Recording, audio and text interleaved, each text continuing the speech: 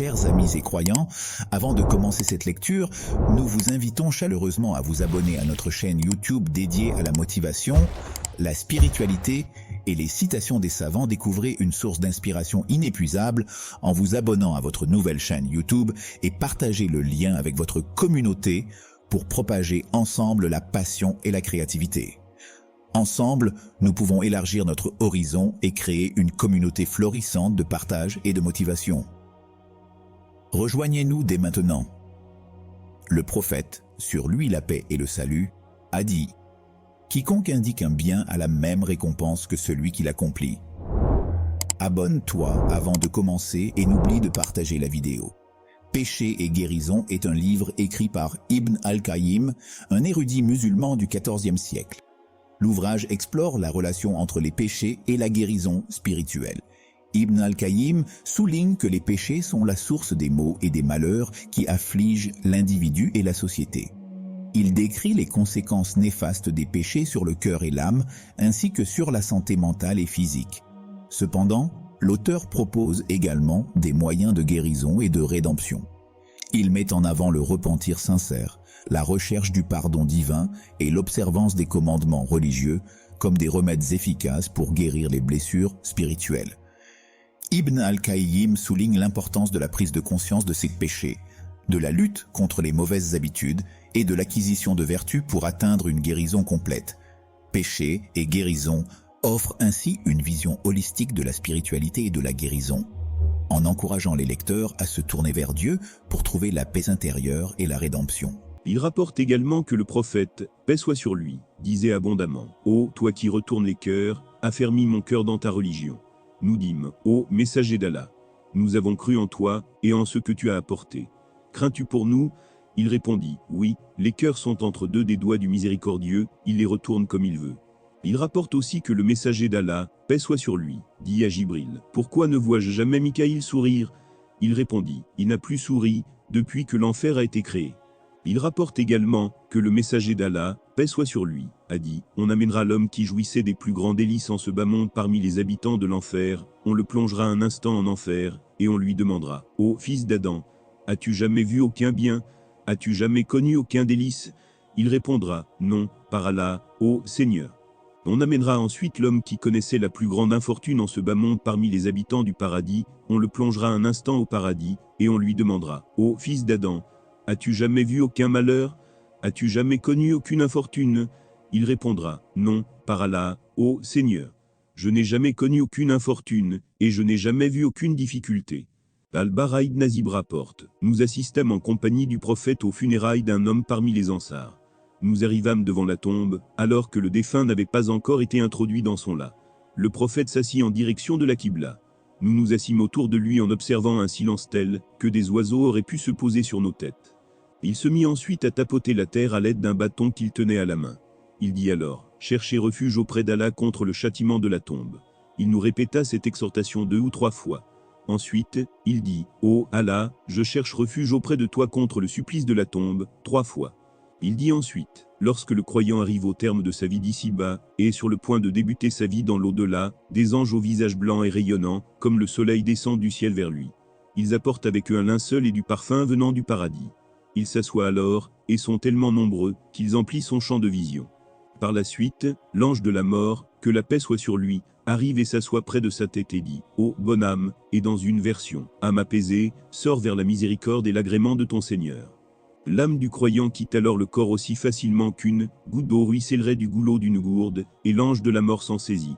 Et dans une autre version, quand son âme sort, tout ange se trouvant entre le ciel et la terre, sollicite le pardon d'Allah pour elle, de même que tout ange se trouvant au ciel.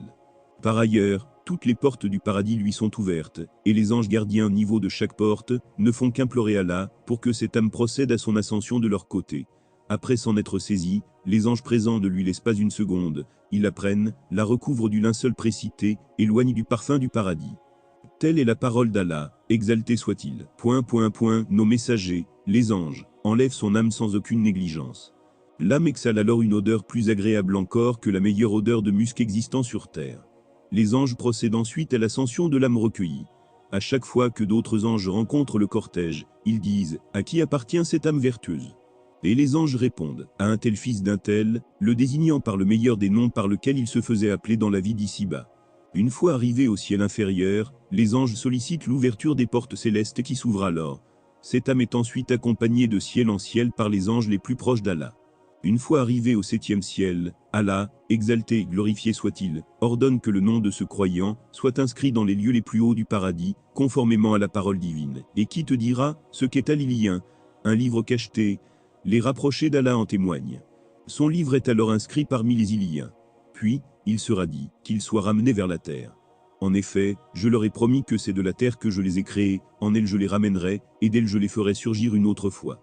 L'âme du croyant est ramenée et introduite dans son corps.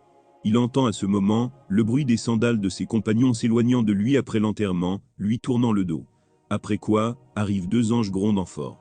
Ils le réprimandent, le font s'asseoir et lui disent « Qui est ton Seigneur ?» Il répond « Allah est mon Seigneur. » « Quelle est ta religion ?» Il répond « Ma religion est l'islam. » « Que dis-tu de cet homme qui vous a été envoyé ?»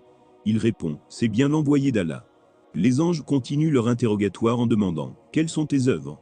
Le défunt répond « J'ai lu le livre d'Allah, j'y ai cru, et je considère que c'est la vérité. » L'ange le gronde alors et lui demande « Qui est ton Seigneur ? Quelle est ta religion ? Qui est ton prophète ?» Ce sera la dernière tentation que connaîtra le croyant. C'est à cela que fait allusion ce passage du Coran. Allah a fermi les croyants par la parole ferme, dans la vie présente et dans l'au-delà, tandis qu'il égare les injustes. Et Allah fait ce qu'il veut. Le croyant répond alors, « Mon Seigneur est Allah, ma religion est l'islam et mon prophète est Muhammad, paix soit sur lui. » Un appel du ciel retentit à ce moment. Mon serviteur a dit vrai, étalez dans sa tombe des tapis provenant du paradis, habillez-le des vêtements provenant du paradis, et ouvrez-lui une porte donnant sur le paradis, d'où lui parviennent les parfums et la brise du paradis. Sa tombe sera ensuite élargie jusqu'à perte de vue. C'est alors qu'un bel homme, exhalant une bonne odeur, et portant de beaux vêtements, vient à lui et lui dit « Je viens t'annoncer la bonne nouvelle, réjouis-toi d'un agrément de la part d'Allah, réjouis-toi de jardins aux délices permanents, voilà devant toi, le jour que l'on t'a promis. » Le défunt demande « Mais qui es-tu ? Ton visage annonce d'emblée de bonnes choses. » Et l'homme répond « Je suis tes bonnes œuvres. Par Allah, je ne t'ai connu que prompt à obéir à Allah et réticent à lui désobéir, qu'Allah te récompense donc par le bien. » Par la suite, une porte du paradis lui est ouverte, de même qu'une porte de l'enfer, et on lui dit « Regarde la place que tu aurais occupée en enfer, si tu avais désobéi à Allah. En échange, Allah t'a assigné une place au paradis. » À la vue des délices du paradis, le défunt s'écrie « Ô Allah, précipite l'avènement de l'heure de la résurrection, pour que je rejoigne ma famille et mes biens. » On lui dit alors « Repose-toi donc. » Le prophète, paix soit sur lui, continua en ces termes « Quand le serviteur mécréant, et dans une version, le pervers, arrive au terme de sa vie d'ici-bas, et est sur le point de débuter sa vie dans l'au-delà, des anges durs et rudes au visage noir descendent du ciel. Ils apportent avec eux une robe de bure tissée de feu, s'assoient et sont tellement nombreux, qu'ils emplissent le champ de vision du défunt. Ensuite, l'ange de la mort se présente à son chevet et dit « Ô âme perverse, qui ce corps, et va vers la colère et le courroux d'Allah. » L'âme, effrayée, se disperse alors dans le corps, mais l'ange de la mort la retire du corps, comme on retirerait une baguette métallique d'une pelote de laine humide. L'âme, en s'arrachant du corps, coupe pêle-mêle veine et nerfs. Elle est alors maudite par tout ange se trouvant entre le ciel et la terre, et par tout ange se trouvant au ciel. Les portes du ciel se ferment, les anges gardiens au niveau de chaque porte ne font qu'implorer Allah pour que cette âme ne procède pas à son ascension de leur côté. L'ange de la mort la prend alors, et les autres anges s'en emparent aussitôt. Elle exhale une puanteur semblable à celle que dégagerait le pire des cadavres en décomposition sur terre, et l'enveloppe dans une robe de bure. Il procède à son ascension vers les cieux, et à chaque fois qu'il rencontre d'autres anges, ces derniers s'exclament « À qui appartient cette âme perverse ?» Les anges qui l'accompagnent disent alors « Elle est à un tel fils d'un tel », la désignant par le plus affreux de ses noms en ce bas monde. Atteignant le ciel inférieur, et malgré les sollicitations des anges, on refuse d'ouvrir les portes pour cette âme. Le prophète, paix soit sur lui, lut alors ce verset « Les portes du ciel ne leur seront pas ouvertes, et ils n'entreront au paradis que lorsque le chameau pénétrera dans le chat de l'aiguille. Allah, exalté soit-il, ordonne alors que le nom de l'infidèle soit inscrit dans les lieux les plus bas de l'enfer, Sijin, dans la terre la plus inférieure. Puis, il dira « Ramenez mon serviteur sur terre. En effet, je leur ai promis que c'est d'elle que nous les avons créés, et en elle nous les retournerons, et d'elle nous les ferons sortir une fois encore. » Ensuite, son âme est jetée du ciel, pour retomber dans son corps. Le prophète récita alors ce passage du Coran. Quiconque associe à Allah, c'est comme s'il tombait du haut du ciel, et que les oiseaux le happaient, ou que le vent le précipitait dans un abîme très profond. Son âme est introduite dans son corps et le défunt entend à ce moment le bruit des sandales de ses compagnons s'éloignant de lui après l'enterrement. Après quoi, arrivent deux anges grondant fort, qui le réprimandent, et le font s'asseoir dans sa tombe. Ils se mettent à l'interroger. « Qui est ton Seigneur ?» Il répond alors « Ah, ah, je ne sais pas. » Ils lui disent ensuite « Quelle est ta religion ?» Il répond alors « Ah, ah, je ne sais pas. » Ils disent ensuite « Que dis-tu de cet homme qui vous a été envoyé ?» Ne parvenant pas à se souvenir de son nom, les anges lui disent « C'est Muhammad. » Il dira alors « Ah, ah, je n'en sais rien, j'ai entendu les gens dire cela. » Les deux anges lui diront alors « Tu n'as rien su, tu n'as rien lu. » À ce moment-là, un appel retentira du ciel. « Mon serviteur a menti, étalez sous lui une couche de feu, et ouvrez-lui une porte donnant sur l'enfer. » La chaleur et l'ardeur de l'enfer lui parviendront. Il sera compressé par les parois de sa tombe au point que ses côtes se croiseront. Un homme laid, très mal habillé, dégageant une odeur fétide s'approche alors de l'infidèle, et dans une version, un homme lui apparaît, et lui dit « Je viens t'annoncer la nouvelle qui t'angoisse, voilà le jour que l'on t'a promis. » Le défunt s'interroge alors « Qu'Allah t'annonce la mauvaise nouvelle, qui es-tu ? Ton visage annonce d'emblée de mauvaises choses. Je suis tes mauvaises œuvres. Par Allah, je ne t'ai connu que réticent à obéir à Allah, mais prompt à lui désobéir. Qu'Allah te récompense, alors, par le mal. » Ensuite, un être sourd, aveugle et muet est désigné pour le tourmenter. Il tient en main une barre de fer, dont un seul coup peut réduire une montagne en poussière. Cette créature le frappera d'un grand coup, qui le réduira en poussière. Après quoi, il sera ressuscité et frappé à nouveau. À chaque coup, le défunt poussera un cri que l'univers entier entendra, à part les humains et les djinns. Par la suite, une porte de l'enfer lui sera ouverte, et une couche de l'enfer lui sera préparée. C'est alors que l'infidèle se mettra à crier « Oh, mon Dieu ! Fais en sorte que l'heure de la résurrection n'arrive jamais. » Al-Bara ibn Azib rapporte « Nous étions avec le messager d'Allah, paix soit sur lui, lors de funérailles, et lorsque nous sommes arrivés à la tombe, le prophète, paix soit sur lui, s'assit au bord, y regarda plusieurs fois, puis dit « Le croyant est compressé dans la tombe au point que sa poitrine disparaisse, et on remplira de feu la tombe du mécréant. » Fermez les guillemets. Abu Sar rapporte que le messager d'Allah, paix soit sur lui, a dit « Lorsque le corps du mort est prêt, et que les hommes le portent sur leurs épaules, si le défunt était vertueux, celui-ci dira « Hâtez mon enterrement, hâtez mon enterrement. » Fermez les guillemets, dans le cas contraire, il dira « Malheur au défunt, où l'emmenez-vous » Fermez les guillemets, sa voix sera entendue par toute chose, mis à part, l'être humain qui, s'il l'entendait, serait foudroyé. Fermez les guillemets. Abu Umar rapporte que le messager d'Allah, paix soit sur lui, a dit « Celui qui fait preuve de fatuité, ou marche en se pavanant, rencontrera Allah courroucé contre lui. » Fermez les guillemets. Il rapporte également que le prophète, paix soit sur lui, a dit « Ceux qui façonnent des représentations seront châtiés au jour de la résurrection, et on leur dira « Donnez la vie à ceux que vous avez créés. » Fermez les guillemets. Il rapporte aussi que le prophète, paix soit sur lui, a dit « Lorsque l'un de vous meurt, on lui présente sa place dans l'au-delà matin et soir. S'il compte parmi les habitants du paradis, on lui montre sa place parmi eux, et s'il compte parmi les habitants de l'enfer, on lui montre sa place parmi eux, en lui disant « Voilà ta place », jusqu'à ce qu'Allah le ressuscite au jour de la résurrection. Fermez les guillemets. Il rapporte également que le prophète, paix soit sur lui, a dit « Lorsque les habitants du paradis seront entrés au paradis, et les habitants de l'enfer en enfer, on fera venir le mort qu'on placera entre le paradis et l'enfer, puis on l'égorgera. Puis un héros lancera, ô habitants du paradis, vous y êtes pour l'éternité, et n'y mourrez jamais. Ô habitants de l'enfer, vous y êtes pour l'éternité, et n'y mourrez jamais.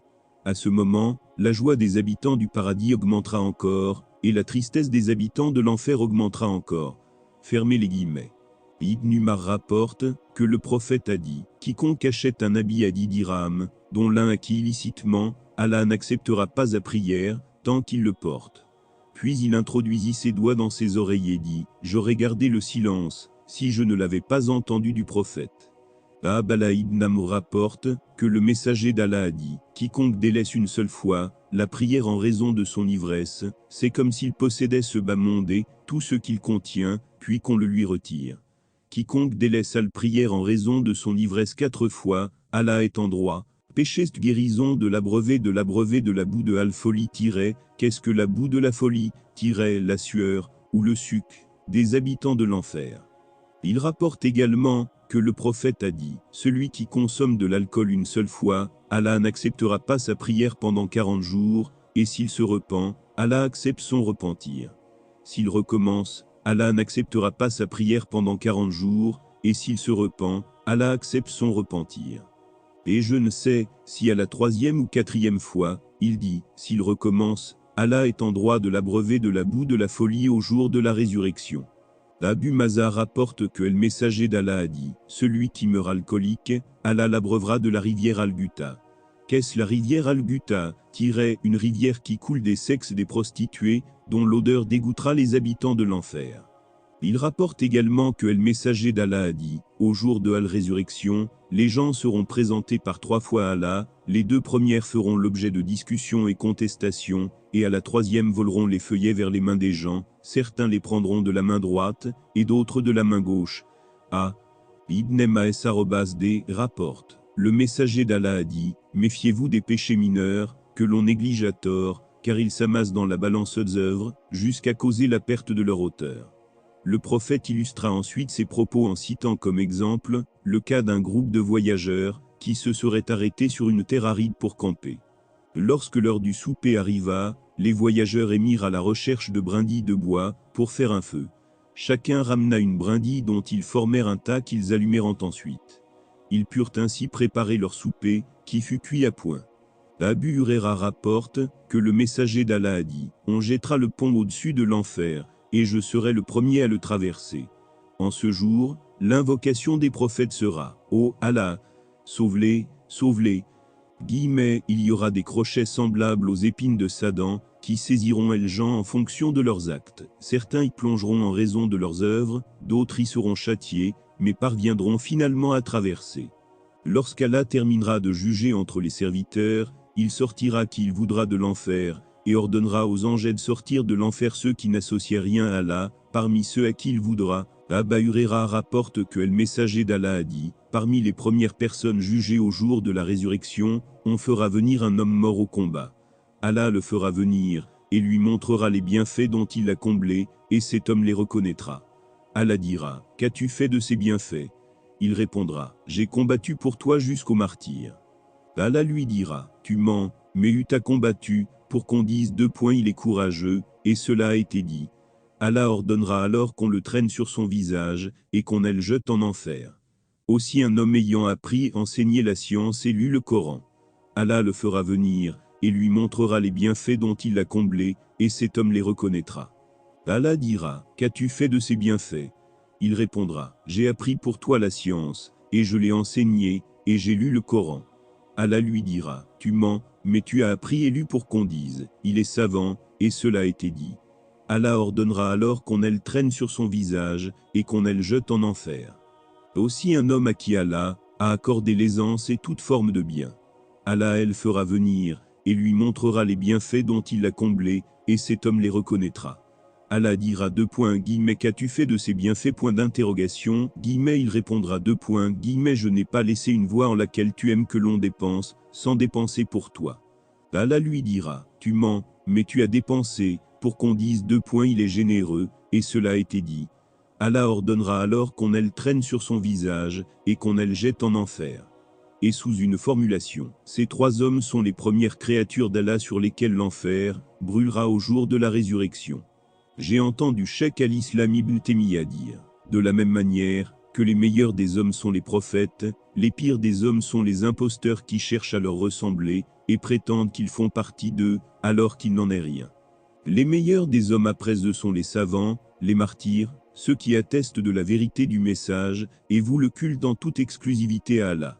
Les pires des hommes sont ceux qui cherchent à leur ressembler et font croire qu'ils sont des leurs, alors qu'il n'en est rien. Abu Huraira rapporte que le messager d'Allah a dit, celui qui a commis une injustice envers son frère, en son sang ou ses biens, qu'il s'en libère aujourd'hui, avant le jour où il n'y aura ni dinar ni dirham. S'il possède des bonnes actions, on lui en prendra pour elles donner à sa victime, sinon on prendra des péchés de ses autres, et on les lui imputera, puis on le jettera en enfer. Il rapporte également que le prophète a dit, celui qui s'accapare injustement, ne serait-ce qu'un empan de terre, Allah mettra un carcan de cette terre à son cou au jour de la résurrection. Il rapporte encore que le messager d'Allah a dit, le feu par lequel vous vous chauffez, en représente qu'un 70e de la chaleur du feu de l'enfer. Les compagnons dirent, ô messager d'Allah, le feu de ce monde aurait suffi. Il dit, le feu de l'enfer lui est supérieur de 69 degrés. Chaque degré étant égal à la chaleur du feu terrestre.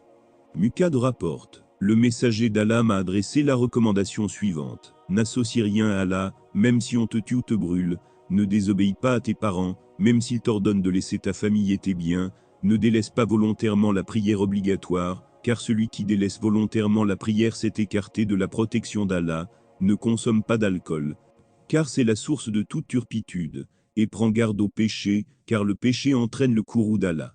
Les hadiths à ce sujet sont beaucoup plus nombreux que ceux que nous en avons mentionnés, il ne convient donc pas à celui qui s'adresse un conseil sincère de les ignorer, de se lancer dans les péchés, et de s'attacher au câble de l'espoir et de la bonne opinion d'Allah.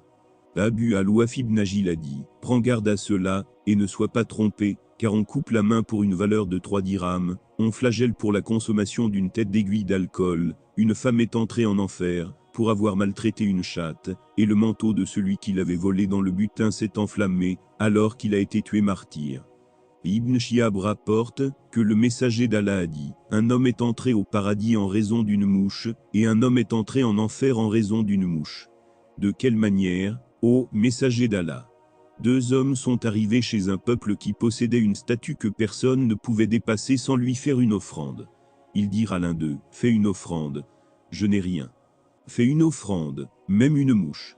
Il fit offrande d'une mouche, et ils le laissèrent partir, et ainsi il entra en enfer. Ils dirent à l'autre, fais une offrande. Je ne ferai d'offrande à personne en dehors d'Allah. Ils le tuèrent, et il entra au paradis. Une seule parole peut plonger le serviteur en enfer d'une distance plus grande que celle qui sépare l'Orient de l'Occident. Certains de ceux qui sont trompés peuvent se fier à ce qu'ils voient de bienfaits d'Allah sur eux en ce bas monde, auquel il ne met pas fin, et ainsi ils pensent que cela compte, parmi l'amour d'Allah envers eux, et qu'il leur accordera dans l'au-delà, ce qui est meilleur encore. C'est là un fourvoiement. Uqba ibn Amir rapporte que le prophète a dit, si tu vois qu'Allah accorde aux serviteurs ceux qu'il aime des biens de ce monde, bien qu'ils lui désobéissent, sache que ce n'est qu'une manière de l'amener progressivement à sa perte. Puis il récita la parole d'Allah. Puis, lorsqu'ils oublièrent ce qu'on leur avait rappelé, nous leur ouvrîmes toutes les portes de l'abondance, et lorsqu'ils se réjouirent de ce qui leur avait été donné, nous les saisîmes soudainement, et les voilà désespérés. Un pieux prédécesseur a dit, si tu vois qu'Allah continue à t'accorder des bienfaits, alors que tu lui désobéis, prends garde, car ce n'est qu'une manière de t'amener progressivement à ta perte. Allah a dit, s'il n'était pas à craindre que les hommes ne forment qu'une seule communauté mécréante, nous aurions pourvu les maisons de ceux qui ne croient pas au miséricordieux de toits d'argent, avec des escaliers pour y accéder, de portes et de lits, pour qu'ils puissent y reposer, et nous aurions couvert le tout d'ornements dorés.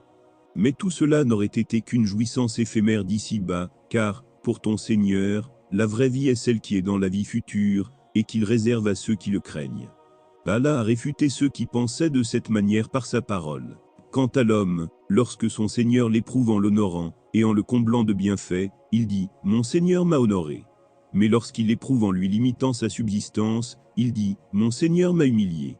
Il n'en est pourtant pas ainsi, ce qui signifie « Tout bienfait et toute largesse de subsistance que j'accorde n'est pas nécessairement un honneur que je fais, de même toute épreuve ou difficulté que j'inflige n'est pas nécessairement un mépris, mais j'éprouve un tel par les bienfaits, et j'honore cet autre par les difficultés. » Ainsi, on rapporte que le prophète a dit « Allah accorde ce bas monde à celui qu'il aime, et celui qu'il n'aime pas, alors qu'il n'accorde la foi qu'à celui qu'il aime. » Un pieux prédécesseur a dit « Combien sont amenés progressivement à la perte par les bienfaits dont ils jouissent? Combien sont éprouvés par les éloges qu'on leur adresse? Combien sont trompés par le fait que leurs péchés soient dissimulés? » Critique de ceux qui se fourvoient. Parmi les hommes qui se fourvoient le plus figure celui qui est trompé par ce bas monde, et le préfère à l'au-delà, et s'en satisfait, au point que l'un d'eux dise « Ce bas monde est un paiement comptant, alors que l'au-delà est un paiement différé, et le paiement comptant est meilleur que le paiement différé. » Un autre dit « Un grain comptant est meilleur qu'une perle promise. » Un autre encore dit « Les délices de ce bas monde sont certains, les délices de l'au-delà sujets au doute, et je ne laisse pas ce qui est certain pour ce qui est douteux. » C'est là une des plus grandes tromperies et illusions de Satan, et les animaux sont plus sensés qu'eux, car lorsque les animaux craignent le méfait d'une chose, ils ne s'y risquent pas, même si on les frappe, alors que se risquent, en ce qui les détruira, et ils sont entre l'attestation et le reniement. Ce genre d'individu, même s'il croit en Allah, son messager, sa rencontre et la rétribution, il compte parmi les plus malheureux des hommes, car ils commettent cela par science, et s'ils ne croient pas en Allah et son messager, ils sont plus éloignés encore. Si tu demandes, comment peut-on rassembler la croyance ferme, sur laquelle il n'existe aucun doute, en la résurrection, au paradis et à l'enfer, et le fait de s'en détourner ensuite dans les actes? Est-il dans la nature humaine, qu'un homme sache que demain, il doit se présenter devant un roi, pour qu'il le châtie durement, ou pour qu'il l'honore grandement, et qu'il passe la nuit insouciant et distrait, sans se rappeler son arrivée devant le roi, sans s'y préparer et prendre ses dispositions? On peut répondre, c'est là, par Allah, une question exacte qui se pose à la plupart des hommes, et l'association de ces deux choses compte, par les choses les plus étonnantes. Ce manquement trouve plusieurs causes. La première est la faiblesse de science, et le manque de certitude, et celui qui pense que la science ne diffère pas d'un individu à l'autre, son avis compte parmi les propos les plus pervertis, et les plus faux. Si, à la faiblesse de science, vient s'ajouter le fait de ne pas s'en rappeler, et son absence du cœur en de nombreux moments, ou la plupart du temps, en raison du fait qu'on se préoccupe de ce qui s'y oppose, et qu'on joint à cela les exigences de la nature, la domination des passions, l'emprise des désirs, le fourvoiement de l'âme, la tromperie de Satan, le fait de trouver lointaine la promesse, les espérances lointaines, la somnolence de l'insouciance, l'amour de ce bas monde, les permissions tirées des fausses interprétations, l'accoutumance aux avantages, ne retient la foi que celui qui retient les cieux et la terre de disparaître. C'est pour cette raison que les gens diffèrent dans la foi et les œuvres, jusqu'à parvenir au plus petit grain de foi dans le cœur. Mais l'ensemble de ces causes naît de la faiblesse de clairvoyance et de patience, c'est pourquoi Allah a loué les adeptes de la patience et de la certitude, et qu'il en a fait les imams de la religion, lorsqu'il dit « Nous avons élu parmi eux des imams qui guidaient, par notre ordre aussi longtemps qu'ils enduraient et croyaient fermement en nos versets. » La distinction entre la bonne opinion d'Allah et le fourvoiement est apparue clairement. Ainsi, lorsque la bonne opinion amène à la pratique d'œuvres pieuses et y incite, elle est correcte. Mais si elle amène à l'oisiveté et à la pratique des péchés, elle n'est que fourvoiement. La bonne opinion d'Allah est l'espoir. Ainsi, celui dont l'espoir le guide à l'obéissance et l'empêche de tomber dans le péché, son espoir est correct. Mais celui dont l'oisiveté est l'espoir, et dont l'espoir n'est qu'oisiveté et négligence, c'est là un fourvoiement. Si un homme possède une terre dont il espère que la récolte pourra lui apporter des bénéfices, mais qui néglige cette terre, sans elle semer ni la cultiver, et garde malgré tout une bonne opinion en se disant que la récolte viendra sans culture, semences, arrosage et soins, les gens penseraient qu'il est le plus stupide des hommes. Il en est de même s'il garde une bonne opinion et un fort espoir d'avoir un enfant sans rapport charnel, ou de devenir l'homme le plus savant de son époque sans rechercher la science, et s'y consacrer totalement, ou d'autres choses de ce genre. C'est également le cas de celui qui garde une bonne opinion et un fort espoir d'obtenir les plus hauts degrés et délices éternels, sans pour autant obéir, et se rapprocher d'Allah en se conformant à ses ordres, et en s'éloignant de ses interdits. Et c'est Allah qui accorde le succès. Allah dit, ceux qui ont cru, émigré et lutté dans le sentier d'Allah, ceux-là espèrent la miséricorde d'Allah. Et Allah est pardonneur et miséricordieux. Médite sur la manière dont il a fait de leur espoir leur accomplissement de ses actes d'obéissance. Ceux qui se fourvoisent, ceux qui sont négligents, dédaignent les droits d'Allah, délaissent ses commandements, transgressent envers ses serviteurs, et tombent dans ses interdits, ceux-là espèrent la miséricorde d'Allah. Fermez les guillemets. La subtilité de ces questions est que l'espoir et la bonne opinion vis-à-vis d'Allah ne peuvent survenir qu'en mettant en œuvre les moyens qu'implique la sagesse d'Allah dans sa législation, sa prédestination, sa rétribution, sa générosité. L'homme doit les mettre en œuvre, puis avoir une bonne opinion de son Seigneur. L'I doit espérer qu'il ne le confiera pas à ses moyens, mais qui lui permettront de parvenir à celui qui sera profitable, et qu'il écarte de lui ceux qui s'y opposent et annulent leurs effets. Les implications de l'espoir. Il convient de savoir que celui qui espère une chose, son espoir implique trois choses. La première est l'amour de ce qu'il espère, la deuxième est la crainte de la perdre, et la troisième est son application à atteindre cette chose, autant que possible. Quant à l'espoir qui n'est accompagné d'aucune de ces trois choses, l'I est de l'ordre des fausses espérances. L'espoir est une chose et les fausses espérances en sont une autre, car toute personne qui espère ressent de la crainte, et celui qui emprunte un chemin, et ressent de la crainte presse, le pas de peur de manquer ce qu'il recherche. Aba Huraira rapporte que le messager d'Allah a dit « Celui qui craint d'arriver trop tard, chemine de nuit, et celui qui chemine de nuit parvient à destination. La marchandise d'Allah est précieuse, la marchandise d'Allah est le paradis. Fermez les guillemets. De la même manière qu'Allah a attribué l'espoir à ceux qui pratiquent des œuvres pieuses, il leur a également attribué la crainte. Ainsi on voit que l'espoir et la crainte utile sont ceux qui sont accompagnés d'œuvres pieuses, comme Allah dit, ceux qui tremblent par crainte de leur Seigneur, croient en ses versets, ne lui associent rien, donnent ce qu'ils peuvent, et dont les cœurs tremblent de crainte à la pensée de retourner à leur Seigneur. Ceux-là s'empressent d'accomplir de bonnes actions, et sont les premiers à les accomplir. Fermez les guillemets. Esha rapporte, j'ai interrogé le messager d'Allah à propos de verset, et j'ai dit, s'agit-il de ceux qui consomment de l'alcool, tombent dans la fornication et volent? Il répondit, non, ô fille du véridique. Mais il s'agit de ceux qui jeûnent, accomplissent la prière, acquittent l'aumône, et craignent qu'on ne l'accepte pas d'eux, ce sont eux qui s'empressent d'accomplir de bonnes actions. Fermez les guillemets. Allah a décrit les bienheureux par la bienfaisance accompagnée de crainte-elle, et il a décrit les malheureux par la malfaisance accompagnée d'illusions de sécurité. Celui qui médite sur la condition des compagnons constatera qu'ils étaient au summum de la pratique d'œuvres pieuses tout en étant au summum de la crainte. Alors que nous avons, nous, réunis entre la négligence et l'illusion de sécurité. Le véridique Abu Bakr a dit, j'aurais aimé être un poil sur le corps d'un croyant. Fermez les guillemets. On rapporte également qu'il prenait sa langue et disait, c'est elle qui me mènera à ma perte. Fermez les guillemets. Il pleurait abondamment et disait, pleurez, et si vous ne pleurez pas, forcez-vous. Fermez les guillemets. Lorsqu'il se levait pour accomplir la prière, il ressemblait à un bout de bois, en raison de sa crainte d'Allah. On apporta un jour un oiseau à Abu Bakr. Il le considéra un moment en le tournant, et le retournant dans sa main puis dit, un animal n'est tué, ou un arbre abattu, qu'en raison de son manque de glorification d'Allah. Lors de son agonie, il dit à Aïcha, homme à fil point d'exclamation, j'ai pris des biens des musulmans cette tunique, cette écuelle pour traire, et ce servant, presse-toi de les apporter à Ibn al-Khattab. Fermez les guillemets.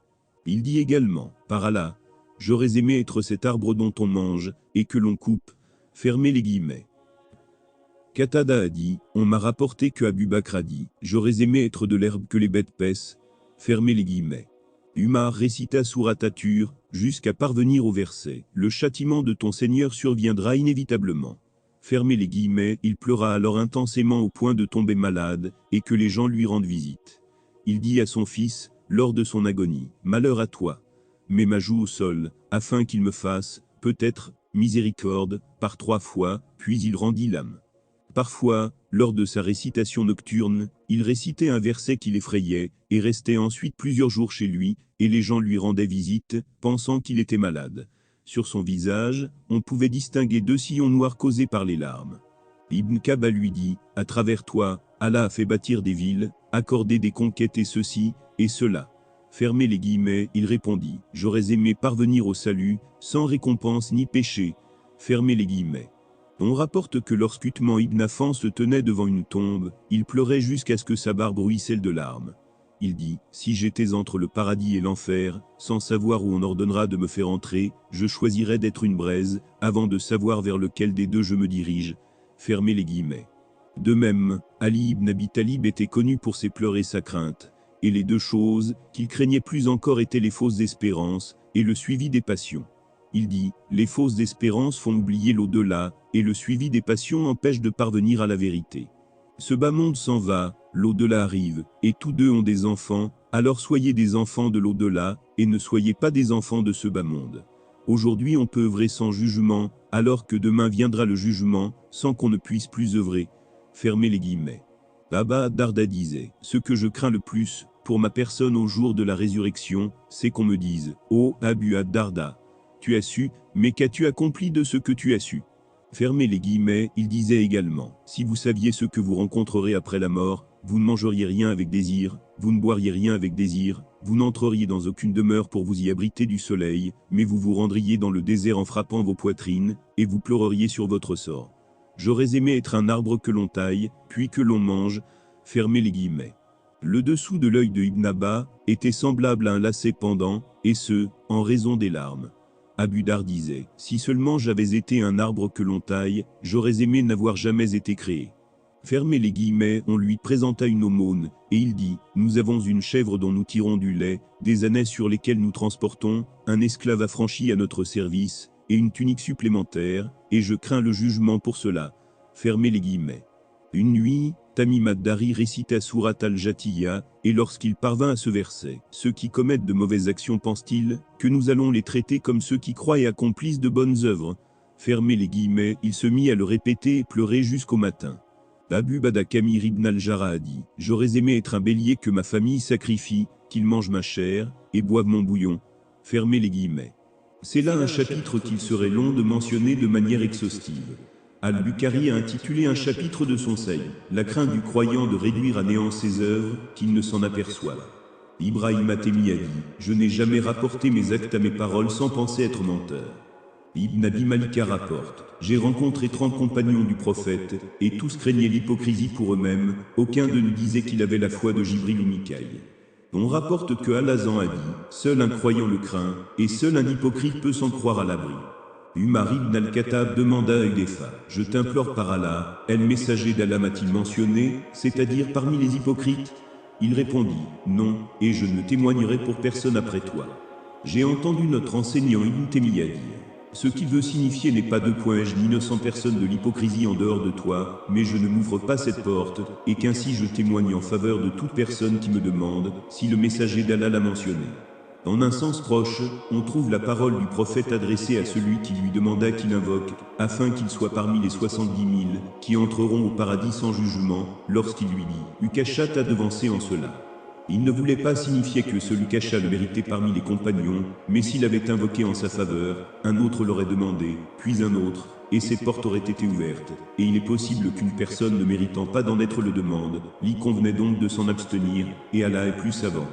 Revenons à ce dont nous traitions comme remède au mal qui, s'il persiste, ruine la vie du serviteur en ce bas monde, et dans l'au-delà.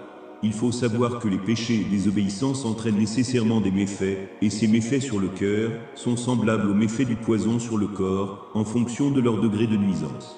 Existe-t-il, en ce bas monde, et dans l'au-delà, un mal ou une maladie, sans que leur cause ne soit les péchés et désobéissances? Qu'est-ce qui a fait sortir les parents, Adam et Ève, du paradis, la demeure des délices, de la joie et du bonheur, pour la demeure des douleurs, tristesse et malheur? Qu'est-ce qui a fait sortir Iblis du royaume des cieux, a provoqué son bannissement et sa malédiction, a déformé son apparence en son fort intérieur pour la plus immonde et la plus hideuse des apparences et des forts intérieurs, a remplacé la proximité par l'éloignement, la miséricorde par la malédiction, la beauté par la laideur, le paradis par un feu flamboyant, la foi par la mécréance, le soutien de l'allié digne de louange par la plus grande des inimitiés et dissensions, la poésie de la célébration de la gloire, de la sainteté et de l'unicité par le vacarme de la mécréance, du polythéisme, du mensonge, du faux et de la turpitude, et l'habit de la foi par celui de la mécréance, de la perversion et de la désobéissance. Ainsi, il a été méprisé au plus haut point par Allah, il est tombé au plus bas à ses yeux, Al-colère du Seigneur s'est abattue sur lui, il l'a égaré, il l'a abhorré au plus haut point, et l'a avili. Il est donc devenu le meneur de tout dépravé criminel, et il a accepté d'être ce meneur après avoir atteint un rang élevé dans l'adoration et la souveraineté. Je cherche protection auprès de toi, ô Allah, contre le fait de m'opposer à ton ordre, et tomber dans tes interdits. Qu'est-ce qui a noyé tous les habitants de la terre, au point que l'eau dépasse le sommet des montagnes? Qu'est-ce qui a déchaîné la tempête contre le peuple de Ka, au point de les jeter sans vie au sol, comme s'ils étaient des troncs de palmiers morts, et qui a détruit tout ce qu'elle rencontrait parmi leurs demeures, leurs champs, leur culture et leurs bêtes, au point qu'ils deviennent un exemple pour les communautés, jusqu'au jour de la résurrection?